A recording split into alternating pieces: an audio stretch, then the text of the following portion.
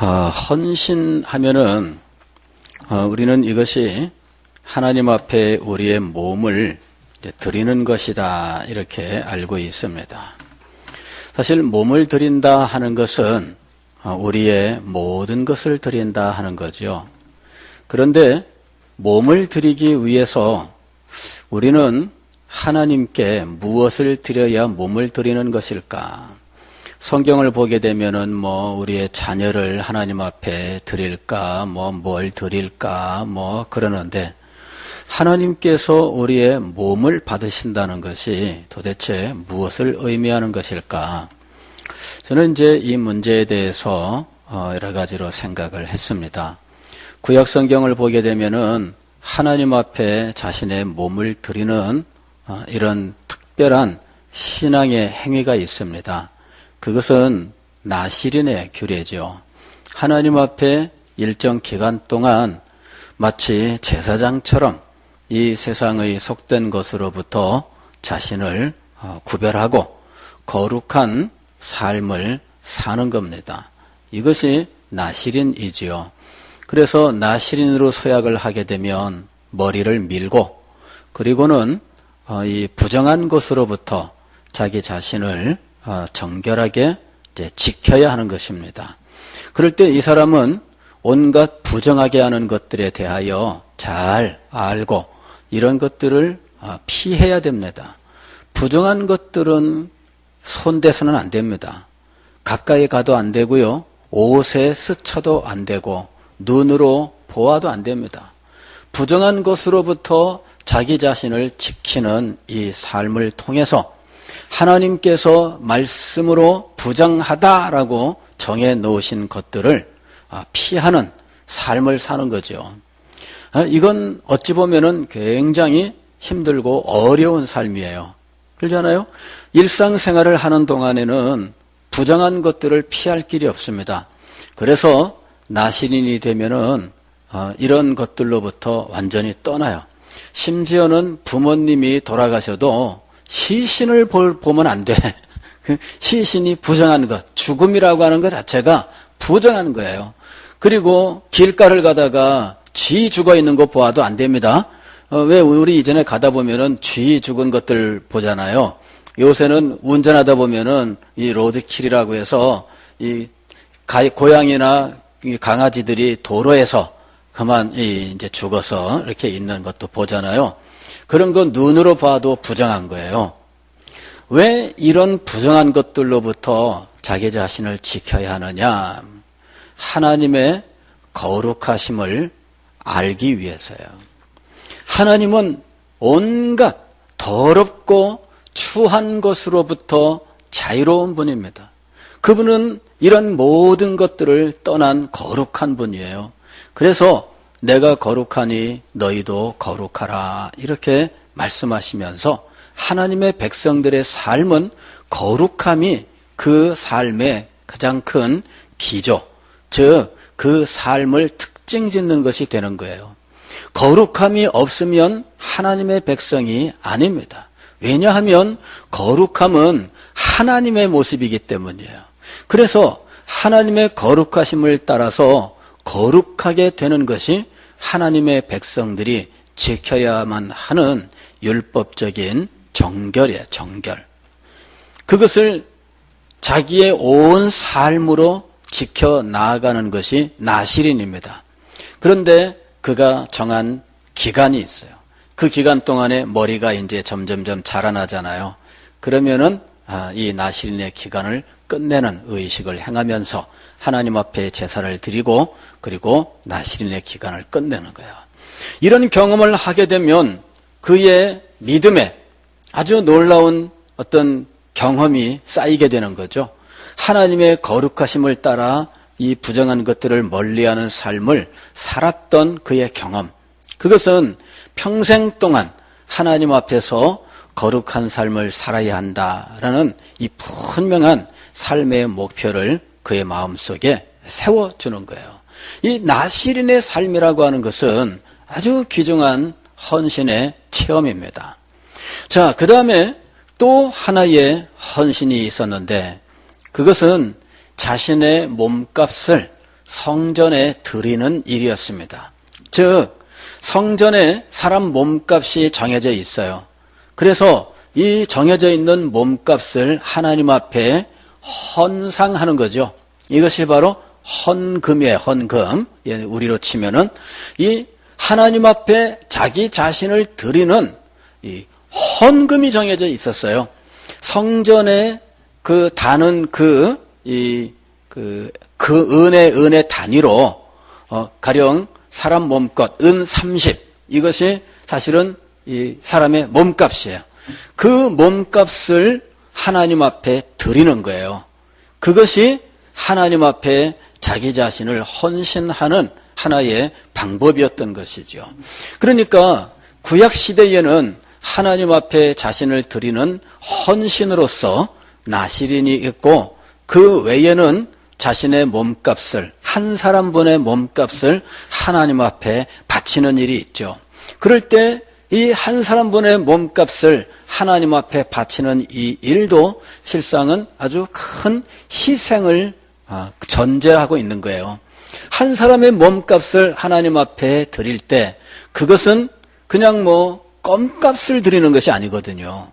아주 상당한 금액의 돈을 하나님 앞에 드리면서 이렇게 하나님 앞에 자기 자신을 드립니다라고 하는 거죠.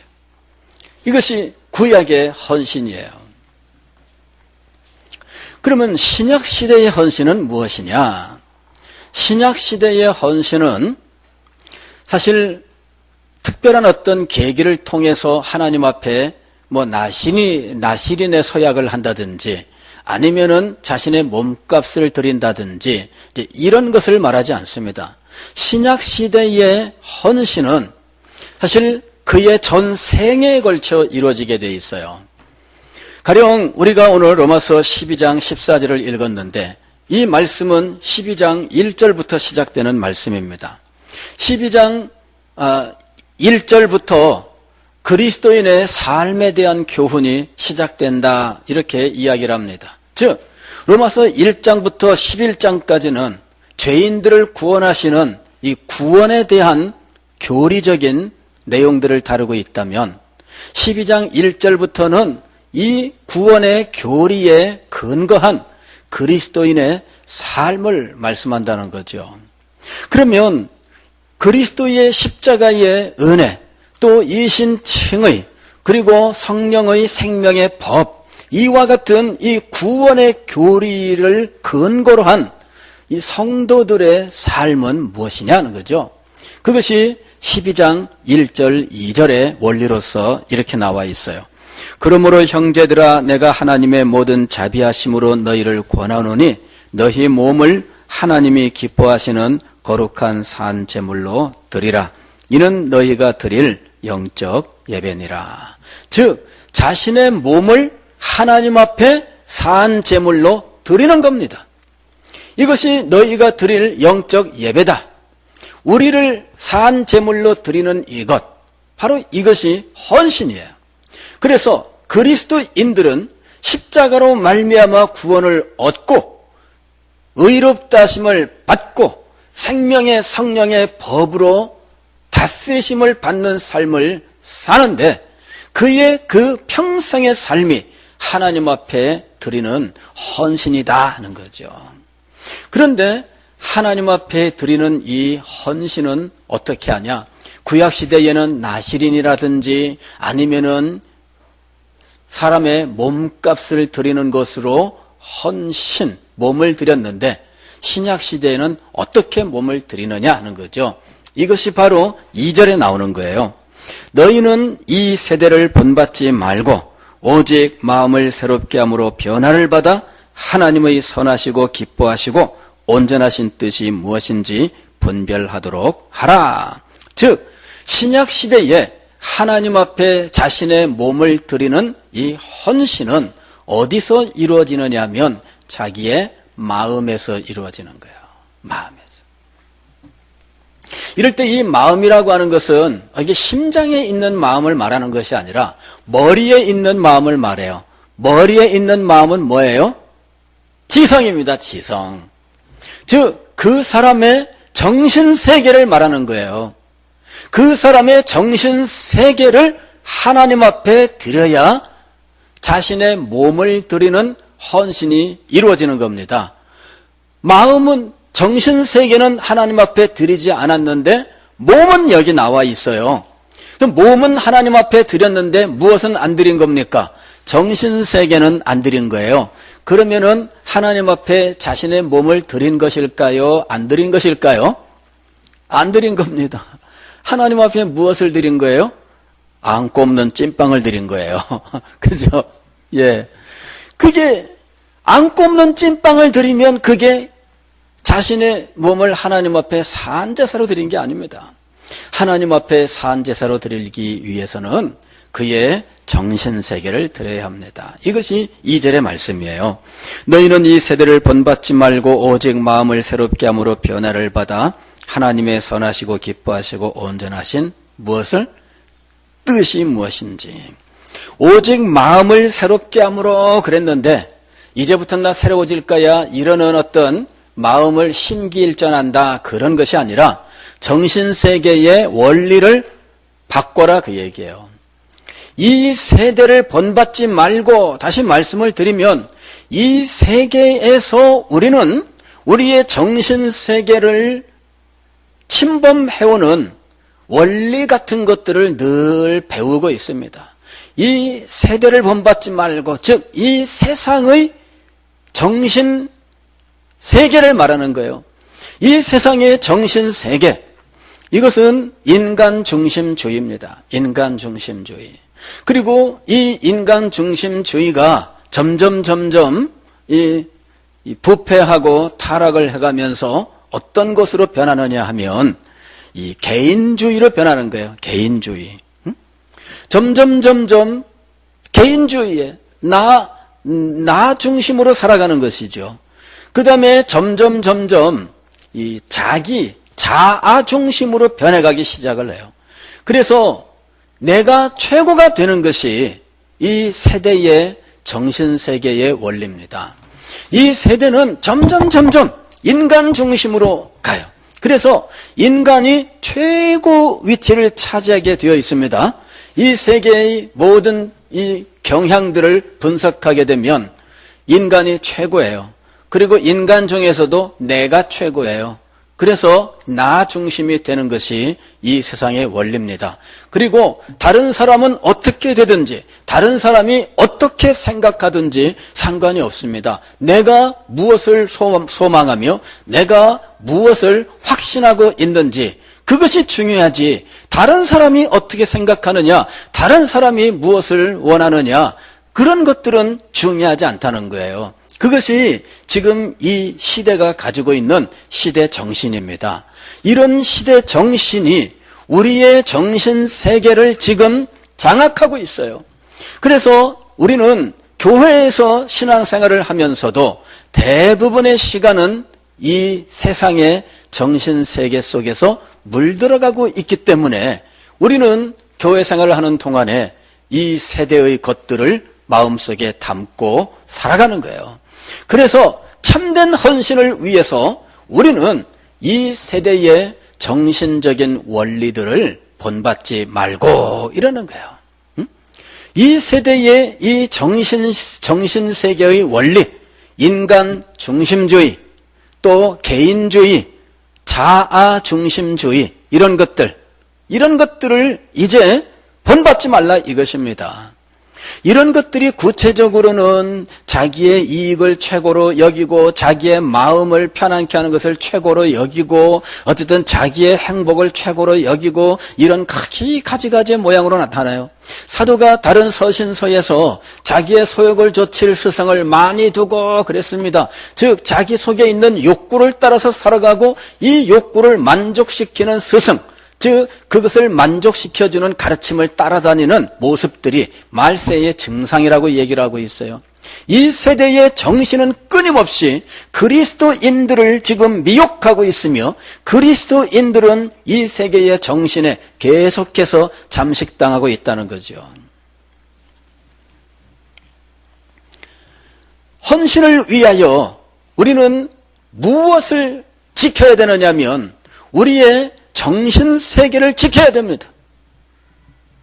그러면 이런 이 세대의 정신적인 원리들을 본받지 않고 그럼 대신 우리의 정신세계는 무엇으로 세워야 되느냐? 그것이 그 다음에 나오는 거예요. 하나님의 선하시고 기뻐하시고 온전하신 뜻이 무엇인지 분별하도록 하라. 하나님의 뜻이 우리의 정신의 원리가 되어야 돼요. 정신의 원리가 되어야 우리가 인생관과 가치관 같은 것들을 하나님의 뜻으로 바로 세워서 우리가 그 원리를 따라서 살 수 있게 되는 거예요. 그제서야 비로소 우리의 삶을, 우리의 몸을 하나님 앞에 드릴 수 있게 됩니다. 정신세계가 세워지지 않으면 하나님 앞에 몸을 드릴 수가 없어요. 즉 자신의 삶을 드릴 수가 없는 겁니다. 일회성으로 어떤 신앙의 행동들은 할 수 있습니다. 그러나 몸을 드리는 것은 안 돼요. 왜냐하면 몸을 드리는 것은 자신의 인생을 드리는 것이고 자기의 삶을 드리는 것이거든요. 그래서 신앙의 거룩한 한 개, 두 개, 세 개의 행동이 아니라 삶을 드리는 이 헌신이라면 정신세계의 변화가 없이는 드릴 수가 없는 거예요. 정신세계의 변화가 일어나지 않으면 우리는 하나님 앞에 헌신할 수 없습니다. 한 개, 두 개의 신앙의 행동을 할 수 있어요. 어쩌다 한번 산상기도는 갈 수 있고 어쩌다 한번 금요기도에 참석할 수는 있고요. 어쩌다 한번 새벽기도에는 올 수 있습니다. 어쩌다 한 번씩의 행동들은 할 수가 있습니다. 그러나 평생에 걸쳐서 이루어진 삶은 살 수가 없는 거예요. 평생에 걸치는 이 삶이 바로 하나님 앞에 자신의 몸을 드리는 산채물로 드리는 헌신인 거예요. 근데 우리들의 신앙생활은 대부분 어떤 신앙의 행위 한두 번으로 이루어져 있다는 거예요. 그리고 우리는 그 한두 번의 신앙의 행위에 만족하는 경우들이 많다는 거죠. 어쩌다 한번 금식하면 그것이 우리한테는 만족이 되고 어쩌다 한번 한 주간 새벽기도 나오면 그것이 우리에게 만족이 되고 그런 것들이 신앙의 어떤 훈장처럼 작용하고 있다는 거예요. 정신세계의 원리가 바뀌지 않으면은 하나님 앞에 참된 헌신을 할 수가 없습니다.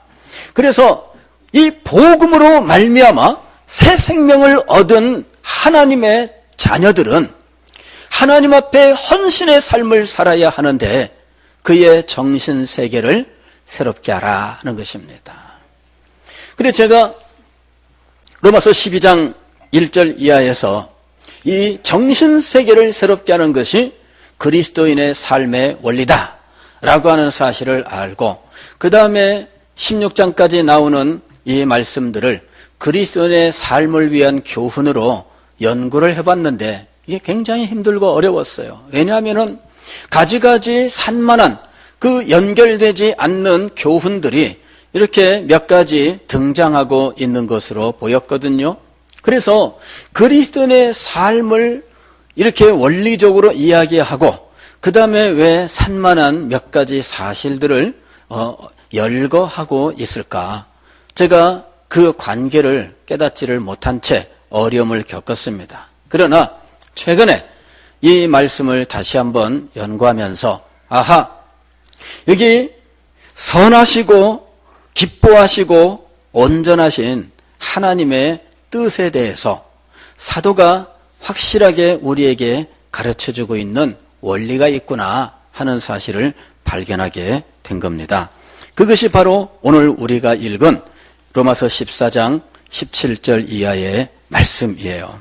하나님의 나라는 먹는 것과 마시는 것이 아니요 오직 성령 안에 있는 의와 평강과 희락이라. 이로써 그리스도를 섬기는 자는 하나님을 기쁘시게 하며 사람에게도 칭찬을 받느니라. 그러므로 우리가 화평의 일과 서로 덕을 세우는 일을 힘쓰나니. 선하시고 기뻐하시고 온전하신 하나님의 뜻은 무엇일까?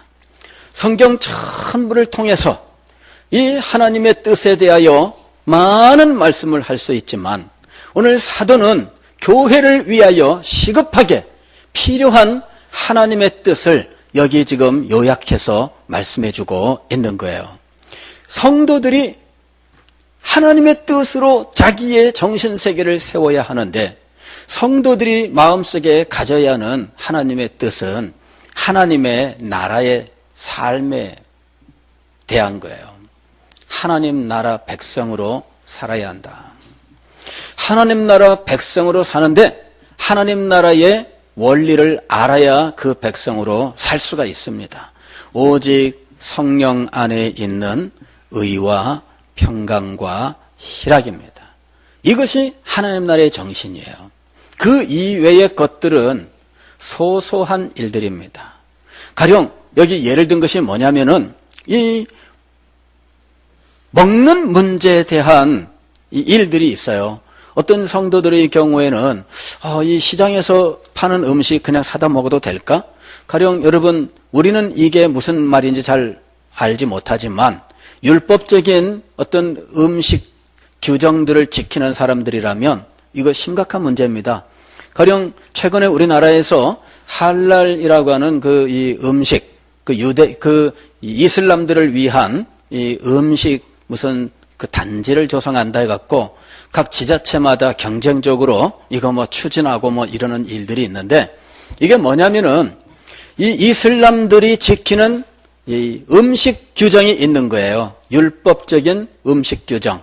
그래서 이 사람들은 고기를 먹기는 먹되 돼지고기는 안 먹고, 그 다음에 소고기를 먹고 양고기를 먹는데 이것을 먹을 때에도 도축을 우리가 일반적으로 하는 도축이 아닌 자기들만의 도축법이 따로 있어요. 왜냐하면 피째 먹으면 안 된다라고 하는 이 구약의 이것을 지키기 위해서 피를 완전히 제거한 이 고기를 먹어야 되고 이런 가지가지 지켜야 되는 율법 규정이 있는데, 이슬람들도 구약에 나오는 이 율법 규정을 그대로 받아들이고 있습니다. 그렇다 보니까 이 사람들은 이 할랄 도장에 찍혀 있는 이 음식들만 사다 먹지, 그렇지 않으면은 안 먹는다는 거죠. 그래서 음식 먹는 것이 굉장히 심각해요. 가령 이슬람 지역에서 온 우리나라에 가령 이 노동자로 왔는데 마트에 가서 음식을 살 때 이 사람들은 음식을 살 게 없어요. 왜? 이게 할랄 도장이 안 찍혀 있어. 닭고기는 먹어도 되는데 근데 닭고기는 할랄 도장이 안 찍혀 있는 거야. 그러니까는 이 사람들이 못 먹어요. 그러니까 이것을 무슨 우리나라에서 만들어서 수출도 하고 우리나라에 있는 이 이슬람들도 이거를 안심하고 사 먹을 수 있게 하자. 취지야 좋지만 지금 현재 이것이 이슬람들을 우리나라에 정착시키는 이런 어떤 이 계기를 주고, 그 다음에 이슬과 경제적으로 연루되면서 우리나라가 이슬람 포교 지역이 돼버리는 이런 일들 때문에 아주 많이 경계하고 있죠. 그런데 거기에 덧붙여서 이 IS 테러 집단들의 문제까지 지금 있어서 이거 무분별하게 이거 추진하다가 우리나라가 테러의 온상제가 되는 거 아니냐, 이런 염려들이 지금 있는 상황이에요. 반대를 해서 대구에서는 취소하고 이랬지만 아직 다른 곳에서는 취소하지 않고 있는 상황이죠. 그러니까 음식의 문제는 어떤 경우는 심각하죠. 그러니까 지금 사도 바울도 여기서 그 말씀을 해요. 이방인이 예수님을 믿었을 때 그가 평생 살아왔던 그 문화 속에서 음식의 문제가 심각할 수 있습니다. 그러나 그런 문화 속에서 자라지 않은 사람은 음식 문제가 심각하지 않아요. 저는 무슨 돼지고기 먹는 거 나는 심각하지 않습니다. 그런데 그 문화 속에서 살아는 사람은 돼지고기 먹으면은 그냥 그날 밤에 죄책감 때문에 정신없는 거죠. 자, 이런 경우에 똑같이 예수님을 믿습니다. 근데 나는 다행히 그런 문화가 아니었기 때문에 돼지고기 먹는다든지 이런 게 양심의 가책이 안 돼. 근데 이 사람은 양심의 가책을 받아요. 그럴 경우에 그거는 율법일 뿐이지 복음이 아니다. 이렇게 하면서 이 사람을 우리가 믿음이 부족하다고 할 수 있다는 거예요. 근데 사도 바울은 뭐라 그래요? 그런 것은 문화적인 차이일 뿐이고 중요한 문제가 아니다. 아무리 원리상으로는 맞아도 원리상으로는 맞아도 중요한 문제는 아니다. 어떤 날들을 귀중하게 여기고 하는 이런 일들이 있습니다. 그럴 때 이 날들을 귀중하게 여기는 사람의 마음이나 혹은 그런 것들은 복음이 아니야 이렇게 말하는 사람도 있어요. 그럴 경우에 양자가 충돌합니다. 자, 어느 것이 맞는 것이냐? 구태여 따지면은 말할 수는 있을 것이지만 그런 것들은 중요한 것이 아니다 이거예요. 구태여 따지면은 따질 수 있는 문제들입니다. 그러나 그 문제가 한 성도의 양심을 괴롭히게 하고 그 성도의 마음을 불편하게 하고 그가 믿음으로 살아가는 삶을 방해하는 일이 된다면 그 문제를 구태여 끄집어내서 비난하거나 혹은 그를 부족하다고 하거나 뭐 이런 식으로 해서는 안 된다 이거죠. 우리가 하나님의 나라를 이루어갈 때 하나님의 나라는 무엇이냐 하는 거죠. 그것은 성령 안에 있는 의와 평강과 희락입니다. 이것을 세우는 일이 중요한 것이다 그 얘기예요.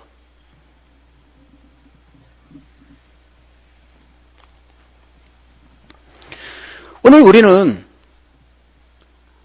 이 그리스도인으로서 우리의 삶을 하나님 앞에 드릴 때 이 원리를 세워야 돼요. 이 원리를 세워야 돼요.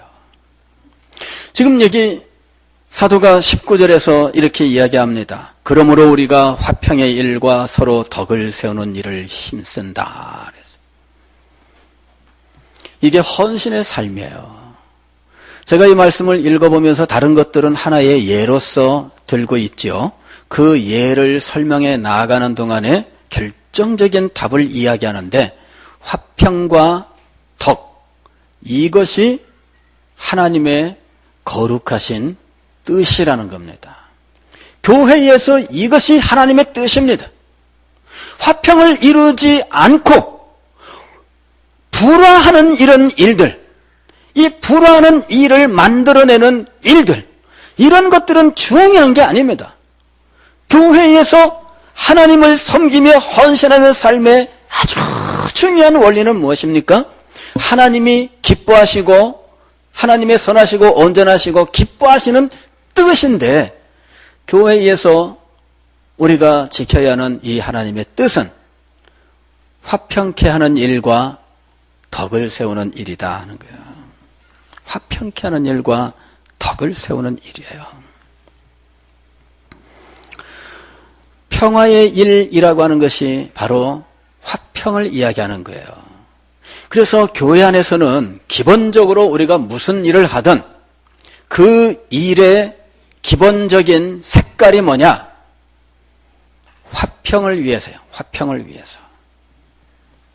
화평을 깨뜨리는 쪽으로 나가면 성령의 일이 아닙니다. 그 다음에 덕을 세우는 거예요. 덕을 세우는 거. 즉 이렇게 하여 하나님의 교회를 아름답게 세워 나아가는 것, 그 일이라면 내가 양보하는 거죠. 교회를 아름답게 세우는 일이라면 내가 손해를 보는 겁니다.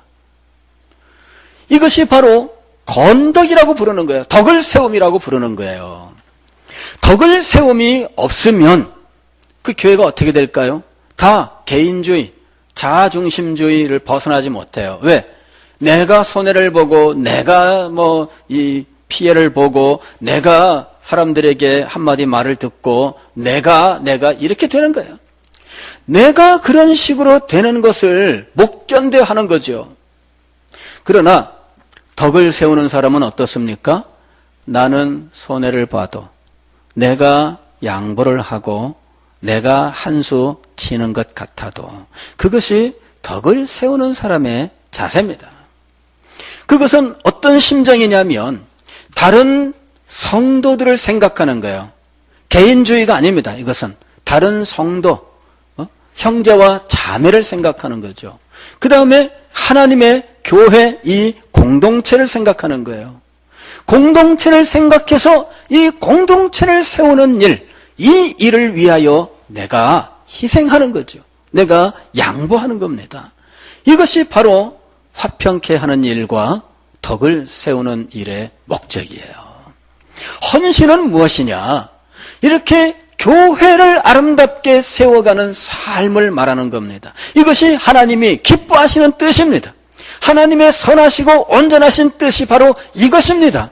교회를 무너뜨리고 교회를 욕되게 하는 일들은 결코 하나님이 기뻐하시는 뜻이 아니라는 거예요. 교회는 영광스러운 하나님의 나라로 세워져야 하는 겁니다.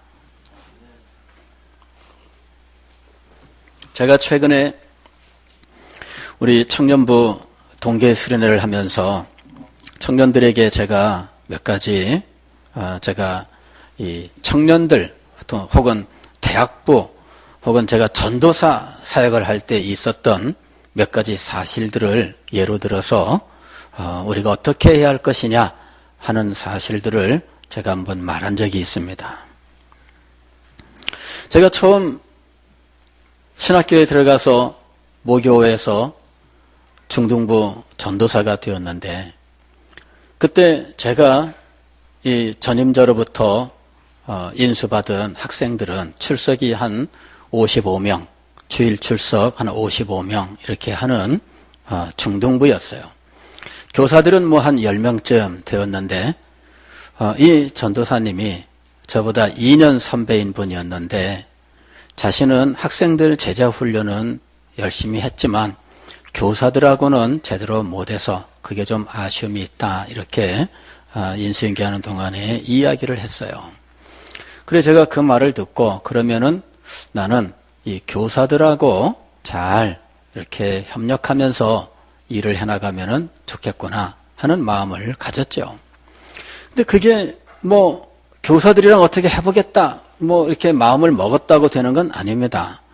근데 이제 그 일이 이루어질 수 있는 좋은 기회가 생겼는데 제가 그 공과 학생들 지도하는 공과를 그때 당시에는 교사용 이 계단 공과밖에 없었어요. 근데 그거를 학생용 교재를 만들었습니다. 그거를 근거로 해서 학생용 교재를 만들고 그거를 인쇄를 해서 교사들하고 한 주 전에 미리 공부를 했는데 그 공부하는 첫날 교사들이 자세가 확 변했어요. 이 교재를 공부하는 그 시간에 교사들이 이 공부는 학생들 공부가 아니라 내 공부다 하는 인식을 확실하게 갖게 된 거죠. 그 첫 시간에 자세들이 완전히 학생으로 바뀌었어요. 교사들이.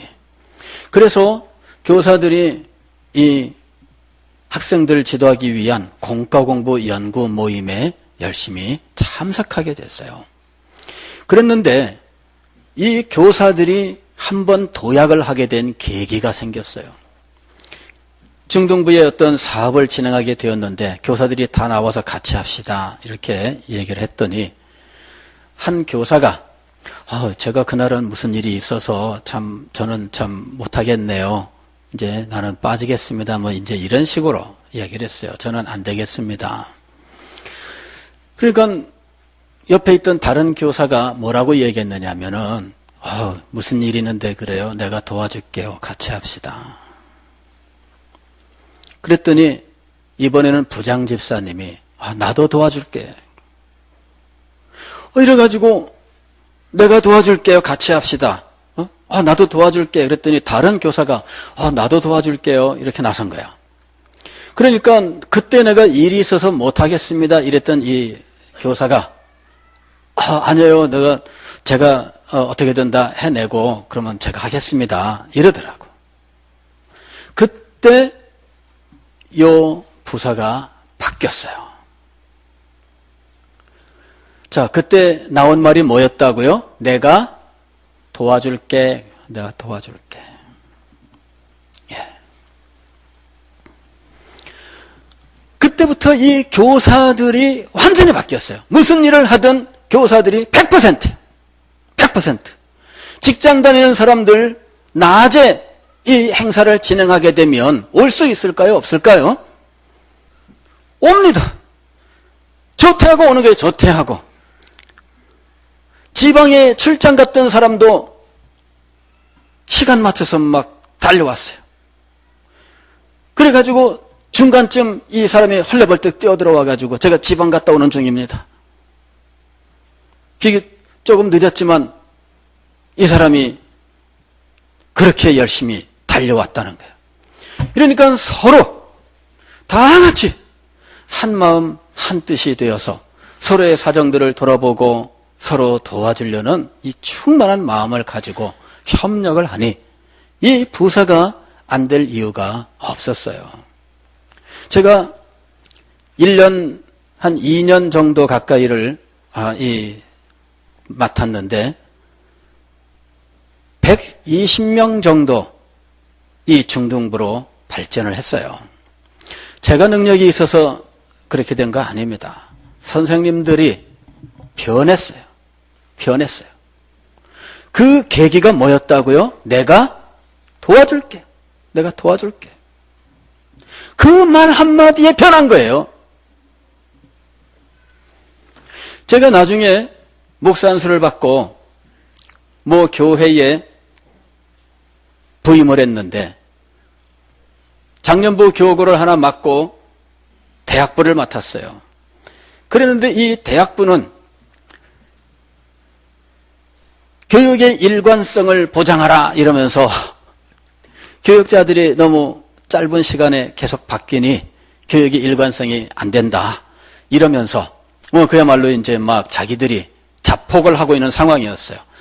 GBS 안 하고 주일 자기들 대학부 모임만 하고 그냥 가는 상황이었어요. 아무도 책임 안 지는 상황이 돼버렸어요. 제가 그 대학부를 맡았습니다. 그래 여기를 어떻게 이 대학부를 다시 살려야 될까? 교육체계를 세우고 훈련을 시키고 그리고 거기에 꾸준히 교육을 참가해서 일꾼들이 나와야 이게 가능한 일입니다. 근데 누구를 붙들고 이 일을 시작할 수 있을까? 제가 그 교회의 대학부 선배 2사람을 만났어요. 한 친구를 만나서 이야기를 했습니다. 이만저만한데 이 후배들 이거 세울 수 있도록 같이 했으면 좋겠다. 이랬더니 이 친구가 저한테 한 말이 있습니다. 목사님, 저는 그냥 지켜보기만 하겠습니다. 저는 그냥 지켜보기만 하겠습니다. 그래서 제가 말했습니다. 지켜보면 기회가 없다. 나중에 언제 할 수 있냐? 너 기회가 없다. 그랬더니 이 친구가 하는 말이 그래도 지켜만 보겠습니다. 알겠다. 그리고는 또 다른 선배를 찾아갔어요. 상황 설명을 하고 같이 하자. 그랬더니 이 친구는 저한테 뭐라고 얘기했느냐면은 함께 하겠습니다. 그래서 제가 그 친구를 저의 오른팔로 삼아서 리더 훈련 또 대학부 교재 이런 것들을 같이 만들어가면서 이 친구를 후배들 도울 수 있도록 이렇게 했어요. 그래서 주일날 대학부 모임 있고 GBS하고 토요일날 리더 모임하고 화요일날 따로 훈련의 날 해가지고 화요일날 따로 모였는데 화요일날 모임이 보통 한 35명 정도 모였어요. 이 대학부가 평소에 한 70명, 80명 그 사이에 모이는 대학부였어요. 절반이 화요일날 나와서 훈련을 받았습니다. 그리고 그때 그 사람들 가운데에서 오늘날 목사와 선교사들이 많이 나왔어요. 목사 선교사 되는 것이 최고는 아니지만 그 시대가 영적으로 충만하지 않으면 그런 사람들이 많이 나올 수가 없습니다. 그것은 그 시대의 특징을 말해주는 거예요. 그리고 그때 세워놓았던 이 교육체계가 10년 동안을 유지하면서 자신들이 열심히 후배들을 가르치는 일을 했던 거죠. 자, 그때 이 대학부는 한 110명 정도로 성장을 했어요. 무슨 교육자가 잘나서 성장한 거 아닙니다. 거기에는 무엇이 있어요? 같이 하겠습니다. 그 정신이 있었던 거예요. 그래서 이 같이 하겠습니다라고 하는 정신을 가진 사람들이 함께 하니까 그 부서가 될 수밖에 없었던 거예요. 제가 서울의 모 교회에서 청년들을 지도할 때였습니다. 그 청년부에 처음 갔더니 청년부실에 10명이 모여 있었어요. 대학부 이후의 청년들이었습니다. 10명이 모였는데 이 10명 갖고 뭐하나. 그 교회는 큰 교회인데 청년은 10명밖에 안 모여 있었어요. 그런데 그 청년부실에 전지로 3장짜리 제자훈련 훈련 계획이 벽에 쫙 붙어 있는 거예요. 그래서 야, 저거 지금 하고 있는 거냐 물어봤더니 아닙니다. 앞으로 할 겁니다. 야, 난 제자훈련 전공자가 아닌데 저거 나는 잘 모르는데 어떻게 저렇게까지 그랬더니 우리 제자훈련의 꿈을 갖고 있습니다. 그래, 한번 해보자. 내가 저대로는 못해도 한번 해보자. 그래가지고 리더들하고 이제 모여서 공부를 하는데 청년부에 하나의 사업을 할 때 한 번은 이런 일이 있었어요. 저 어느 날 며칠 날 우리 뭘 하면 좋겠는데 어떤가 그랬더니 한 친구가 다이어리 딱 열어보더니 목사님 그날 제가 일이 있는데요. 그래? 그러면은 다른 날은 어떤가 하고 일 날짜를 바꿨더니 옆에 있던 친구가 다이어리를 들여다보고 있다가 목사님 그날은 제가 일이 있는데요. 그래? 그러면 이날은 어떤가 하고 바꿨더니 또 다른 친구가 그날은 제가 일이 있는데요. 그래? 여러분 이거 어떻게 날짜를 잡냐? 제가 다 다이어리를 덮자. 다이어리 다 덮었어요. 그냥 객관적으로 어느 날 하는 것이 좋은지 한번 얘기해보자. 그랬더니 다 토론을 해가지고 이 날짜가 가장 좋겠습니다. 자기들이 다 동의하는 날짜가 나왔어요. 그날은 정말 그날이 제일 좋다. 그러면 다이어리를 다 펼쳐라. 그 날짜에다가 그 일을 기록하자. 자기 일정이 그날 있으면 어떻게 해야 될까요? 옮기자. 그날 다 우리가 다른 것을 기준으로 하지 않고 청년부만을 기준으로 해서 일정을 짰어요. 그리고 각자 자기의 다이어리를 펼치고 그 일정에 표시를 하고 거기에 이미 자기의 일정이 있으면 그 일정을 옮긴 거예요. 그 한 번의 경험이 리더들을 바꿨어요. 리더들이 내 일정을 중심으로 청년부 일을 해서는 안 되는 거구나. 그거를 깨달았어요. 그때부터는 모여서 뭘 진행하게 되면은 가장 좋은 날짜가 언제냐를 상의하기 시작한 거예요. 나한테 가장 편한 날을 찾은 것이 아닙니다. 내가 아무런 일정이 없는 날을 찾은 것이 아닙니다. 청년부의 가장 좋은 일정이 무엇이냐를 찾은 겁니다. 그렇게 해서 일정을 정하게 되면 그 일정에 따라서 자기의 일정을 조정한 거죠. 그 일이 자기들에게 습관화되니까 모든 일이 청년부 중심으로 바르게 세워지게 된 거예요. 이 한 번의 경험이 리더들을 바꿔놓았어요. 한 번은 제가 리더 모임을 인도하다가 화장실에 갈 일이 있었는지 어쩌는지 중간에 한번 나온 적이 있었습니다. 근데 청년부 회원 하나가 앞으로 지나가요. 꾹꾹 인사하면서 안녕하세요 그러면서 지나가요. 어떻게 웬일이야 지금 이 시간에? 그랬더니 목사님 저희가 리더들이 모이는 시간에 맞춰서 리더들을 위해서 기도하기로 지금 기도 모임을 하고 있습니다. 이러는 거예요. 몇 명이나 모이는데 한 7, 7, 8명 모여서 리더들이 모임 시작하는 그 시간에 맞춰서 자기들도 모여서 기도회를 지금 진행하고 있습니다. 그래? 나는 몰랐는데 어떻게 그런 일을 하고 있었느냐. 그 10명으로 시작한 청년부가 4년 후에 제가 그 교회를 떠날 때 110명에서 120명의 청년부로 바뀌었어요. 제가 능력이 있은 것 아닙니다. 저는 교구 관리, 교구 일도 맡으면서 뭐 이것저것 해야 되기 때문에 청년부에 전념 못했어요.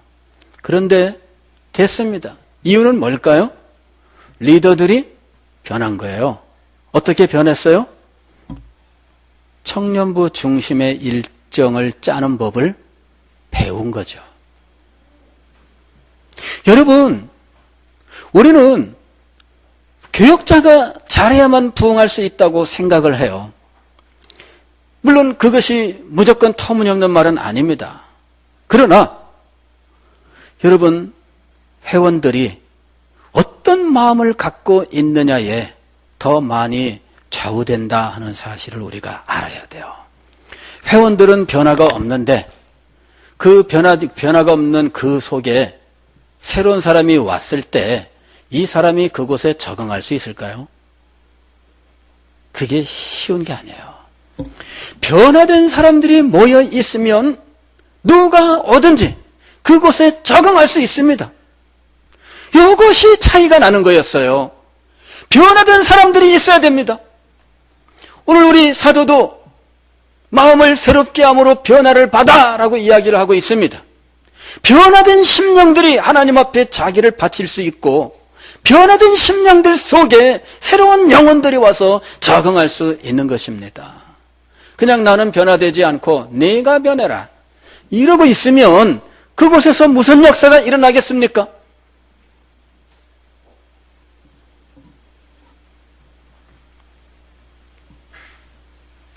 하나님의 일은요, 네가 변해라 하는 사람들 가운데에서는 이루어지지 않습니다. 내가 변하겠습니다. 그 속에 하나님의 역사가 일어나는 겁니다. 기독교를 변화의 종교라고 이야기합니다.